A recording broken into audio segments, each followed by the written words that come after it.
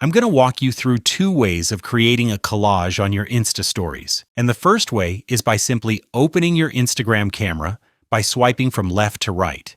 And once you're here, the toolbar will be located at your left side.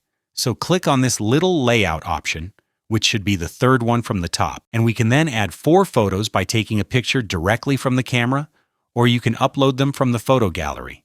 If you want to add only 2 or 3 pictures, you have that ability by selecting this little grid option right below. This is the first way of making a collage, but I'll now show you the second way. And that is by opening the story camera once again. Then click on the letters button, which is the first one from the top.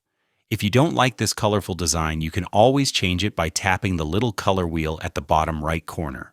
I think this blue and purple one looks pretty cool, so I'll just add my photos now. Click on this sticker at the top. After that, select the Photos option, which is then going to open the photo gallery for us. You can then repeat this process and create a collage with 2, 3, or even more photos. Thank you for watching this video, everyone, and I'll see you soon.